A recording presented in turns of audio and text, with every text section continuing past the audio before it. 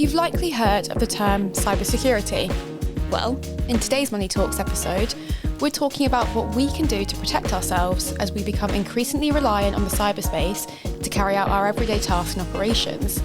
There are constantly new threats, developments, or challenges to be aware of, and the topic can feel overwhelming to some. I'm here with Will Wright, Chief Operating Officer of Santander International. We're going to discuss how we can protect ourselves when navigating the cyber world. Will, thank you for joining me today. So it would be great to hear a little bit more about you and your responsibilities in your role. Hi. So I guess very simply my role is to operationally run the business, but more specifically, and I guess for today's conversation, everything to do with technology and operations falls under me. So importantly, cybersecurity and fraud, which are very closely linked, very much under my remit and something I spend a lot of time thinking about. So a good place to start in terms of the topic we're talking about today is a high-level overview. So how would you define personal cybersecurity, and why is this something that we need to be aware of? So I think it's really important to highlight the personal side, because I think a lot of the time people think about businesses protecting themselves from cybersecurity, but really want to focus today on individuals. And it's really about protecting your personal information, your devices, the digital devices you use, and your identity online. And I guess as we are, all of us, more and more digitally online all the time and sharing more information, that becomes more of a risk. And it's getting people to understand that personal risk they're taking. So I assume in personal risk it's linked to financials. So I'd be interested to know what the financial impact of fraud is. What are the numbers and the statistics that you've seen? Yeah, people talk about cybercrime as crime that takes place on the internet, but as I said before, it's really tightly tied with scams and fraud. So Santander UK partnered up with the Social Market Foundation to produce a report on what they termed the fraudemic. And they looked at the period between 2021 and 2023. And in that period, there were 10 million Britons impacted by fraud. A lot of that driven via cybercrime. It cost the economy 16 billion. Average loss to an individual was around £1,000.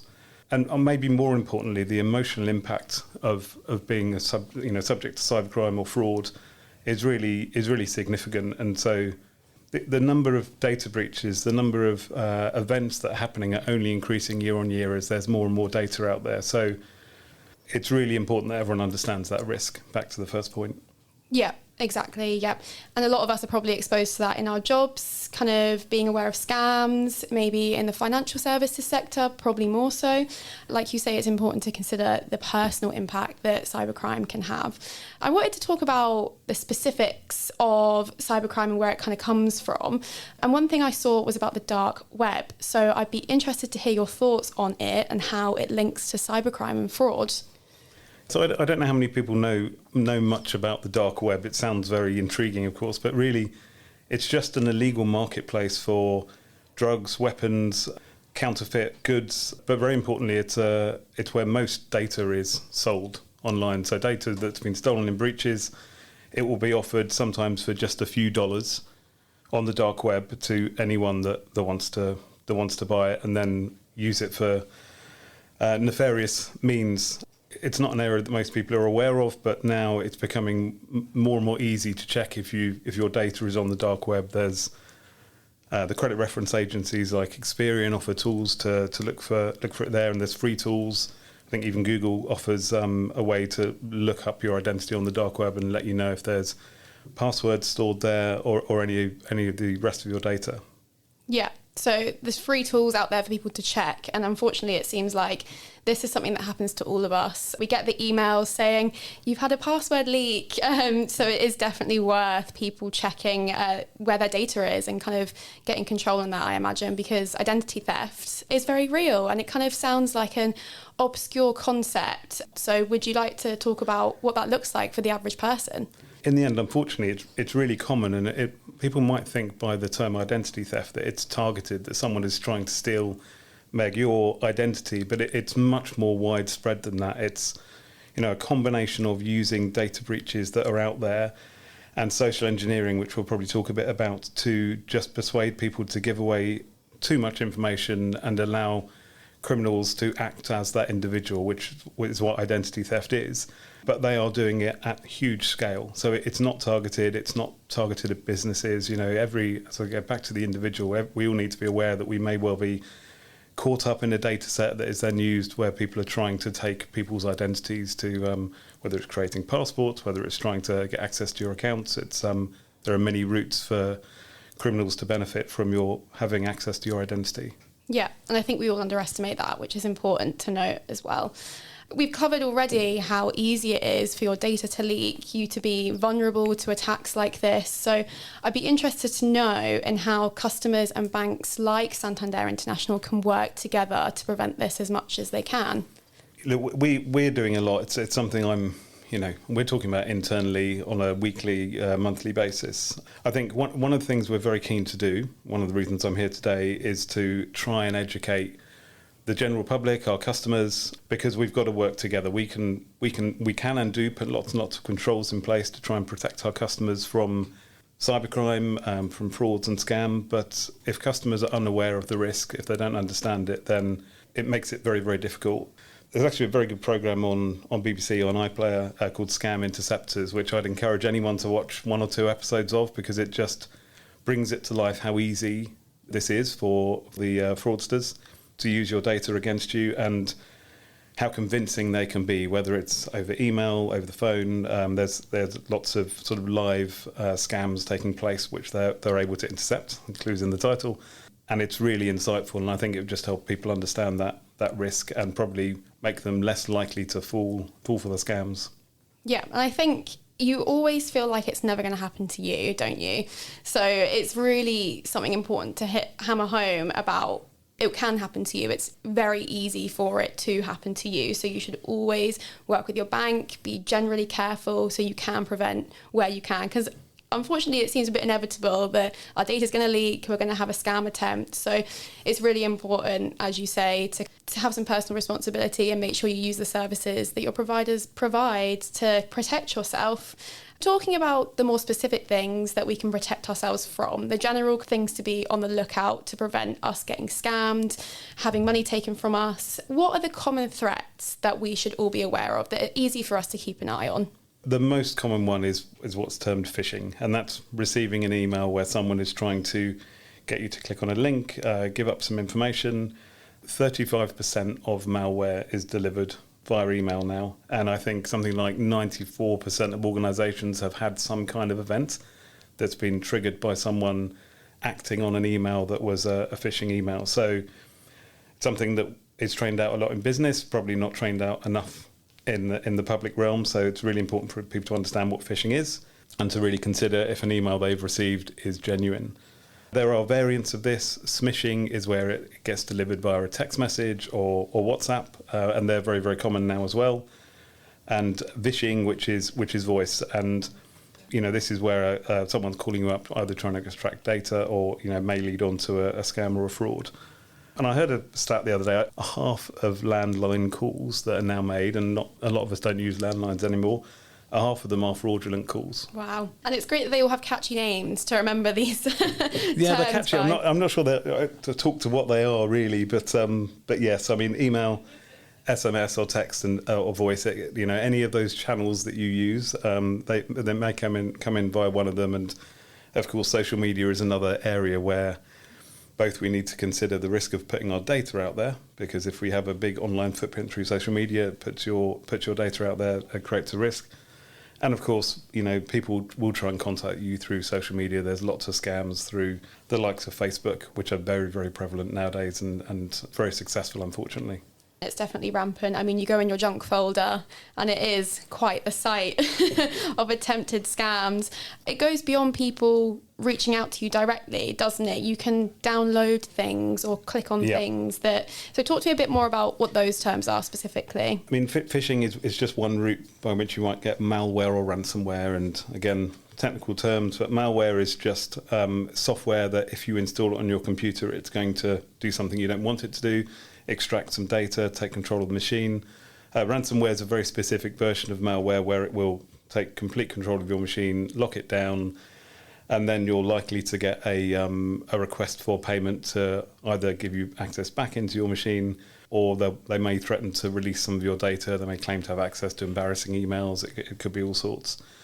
And that's a personal thing, but it's also an area where it can be a real risk to small businesses to suddenly lose access to their capability to do stuff online. Very much something to be aware of. I mentioned social engineering earlier. People need to understand what that looks and feels like. It's someone trying to gain your trust by the knowledge they've found out online. Yeah, and that social engineering is using stuff you may have shared on social media or is out there through data breaches to demonstrate to you that they know enough about you that they can pretend to be from a company you trust, for example, your bank. People need to be aware that just because people know information about them, it doesn't mean they are who they say they are. Don't be pressured on a call via email. Also, don't be fooled by the too good to be true offer. Have a think about how you're being contacted, and as always, calling someone back if it's a phone call is the right way to go on a verified number. Yeah, the CEO attack is normally quite a common one, where your CEO is emailing you something very ominous and you jump into actions thinking, oh, I must do what they say in this email. I've seen a few examples of that personally. So they do get clever with it, the social engineering aspect of it. I know there's probably more old school attempts to get into people's details. So what could a password attack look like? Yeah, so I mean, the password attacks are pretty simple. And if people have basic passwords, then a good one to remember is long and strong. The longer the password, the harder it is for a computer to crack. And with, the super powerful computers that are out there now, unfortunately, a password-only protection only offers you protection for so long. But if you've got 16 characters, it's actually still quite a long time. So it's a good starting point. And there's lots of stuff you can do around passwords and things linked to passwords that we can advise on as well. I think it's important to note as well, you think that someone trying to get into your account via your password is an actual person doing that, but it's not. It's a machine that has more capabilities than we Absolutely. do as humans. It's an important one to be aware of. So it all sounds very scary, intimidating, ominous, all the ways that you can get scammed and get attacked. So I think it's really important to cover the tips and advice that we can give people to protect their personal information online. So I would love to hear what you think are the best ways to do that. First up, increase your knowledge around the risks. Hopefully people listening to this are keen to increase their knowledge. There's loads of information out there. National Cyber Centre has a great website with loads and loads of advice on it. So even if you can just spend an hour a year on updating your knowledge of it, that will protect you significantly. And so, the things more specifically to be wary of, which again would be covered on some of these websites. Be wary of phishing. It's the most common way you're likely to be subject to cybercrime. Don't fall for that sense of urgency. Don't fall for the too good to be true offer. And also don't fall for there's a risk to you that's right now. I mean, it's back to the urgency thing again, but it'll quite often be the strategies in the banking world that you get a call that pretends to be from your bank that will say, if you don't act now and give me this code, you're going to lose this money. And so do not be pressured into doing anything, into divulging information that probably if you took time to think about it, you shouldn't. And those emails, if you weren't expecting them, delete them. If there's no way to verify them on a number you can check by calling them back, just delete them. Social engineering, again, it's the same thing. They're trying to put themselves in a position of authority. It's very easy to break that spell. Find a number from who they say they're coming from. If it's your bank, the number's on the back of your card. Say you're going to call them back and call the verified number. If they pressure you to stay on the call, that is a massive red flag. You already know that you have caught them out. Passwords, strong, unique passwords. Some people say, long ones, pick 3 random words, things you can picture, makes it easier to remember. If you have lots of passwords, password managers can be a really good way to store that information, keep it secure. Still, don't share them across sites. It lets you, having a password safe can help you generate, really strong passwords and unique ones every time. But as we said before, passwords are sort of relatively weak by themselves, and multi-factor authentication is probably the most important tip. Think about where your data is and whether it's protected by multi-factor authentication. Now, multi-factor authentication is basically a password plus other factors, and that's typically, so the password is something that's factor one, then it's something you have, In banking senses, this could be a one-time password that's sent to you on your device, so that the device is something you have. And ideally, you get a third factor, which they talk about something you are, and that's where biometrics come in, so Face IDs, fingerprints. So combination of all those three is great. And it amazes me personally that people don't think about where they're using MFA. So banks enforce it. If you don't have multi-factor authentication on your email account, that is a massive risk, because think about how many passwords can be changed by the "I forgot my password," email comes through, you verify it, you've changed the password. So if you're not protecting your email account, that is a huge gap in your personal security. You need to know when you're on a website if it's secure. There should be a padlock in the URL bar, the bar at the top. We should all think about making sure that software we use is kept up to date, simply with our iPhones, Android devices, making sure we're taking the security updates, installing virus scanning software on your home PC. All good things to do. And these are all layers of protection. If you do them all, if you keep them up to date, it really, really helps. Generally, just be really cautious with your personal data. It's the most powerful bit of information that a fraudster can get hold of to then follow through with other cybercrime, with frauds, with scams. So when you're sharing your personal data, always ask yourself when you're filling in a form for someone, why do they need this data? And if you're not comfortable sharing it, you shouldn't have to. Fantastic. They're all really helpful tips. And like you say, kind of combining all of them together, you've got the magic combination there. These criminals and these fraudsters are clever. So it's important to know that it can happen to you, getting scammed and getting hacked. When that does happen, what should people do? What should be their first port of call, and then what should follow? If you've just got a slight concern, if you want to check something out, one of the really important things, which I probably should have covered in top tips, is ask someone. Ask a friend that you trust what they think about it. I mean, if you know you've been hacked, then you need to clearly act quickly. Let's assume it's an account that's been hacked. You need to contact the people you hold that account with on a verified number. So again, if it's your bank, the number on the back of the card. If you're in a workplace scenario and you think you've been hacked, tell your boss. You'll have a cybersecurity representative in the business. It may just be your boss if you're a small business, but you need to make sure that people are aware. So do not try and hide it. In a personal setting, find someone to come and speak to. Again, for our local customers, we're more than happy if someone's got concerns to walk in the door of the work cafe and speak to our staff.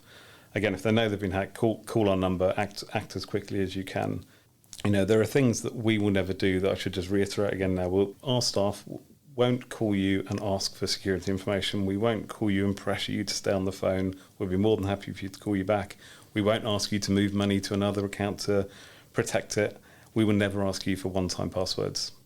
That's really good to know what people can expect during that process. And again, I think you raise an important point about not hiding it, not feeling embarrassed. It could be a lapse in judgment, forgetting to, put that two-factor authentication on your email, and it's that easy for it to happen. So I think there's some great tips that the bank that you're calling will not be annoyed at you or offended if you're like, I don't believe you. Absolutely. We want to be challenged. It's absolutely fine. And the police are there to help as well. If you're subject to ransomware, you've been hacked, there are specialists within the police who will know how to help you. So again, don't feel that you're wasting police time. Call the police. There are numbers on the police website. I think people can underestimate the impact that it can have. So making people aware that there is help out there in multiple different channels. So talking about Santander International, what are you doing to fight against fraud and crime? It seems like quite a untamable beast. So I'd be interested to know how you guys keep up with the changing environment and the pledge that you want to make to customers. It's constantly evolving. I hope it's not untamable, but it's a constant battle, and the attempts are definitely on the increase. Santander International are a small part of a much bigger group. So across the group, we spend millions on cybercrime and protecting our customers against scams and frauds. As part of a global group, we understand UK trends, we understand global trends. As I mentioned, the report that we partnered with earlier. So we're very much trying to make sure we understand the risk, and we're trying to communicate as best we can to our customers. So we do lots of stuff on social media. But people have to take personal responsibility in making sure they stay educated. It can seem like a world of technical information to understand. Again, if you're not comfortable with digital things, speak to a friend that is. Don't be embarrassed to ask for advice. And don't be surprised if, for example, we may slow down payments now. We are looking at a lot of payments that go through the bank to try and protect customers from it. So that can be a frustration, but hopefully our customers understand we're doing it to try and protect them. Also, I think you said it at the start, but people should not feel they're immune to this. Some people think, only vulnerable people fall foul of this. But again, watch that Scam Interceptors program. Absolutely normal people like you and me are at risk and need to be on our guard. Well, some great advice there. Will Wright, thank you so much for chatting with me today. Some really, really helpful perspective and tips and guidance.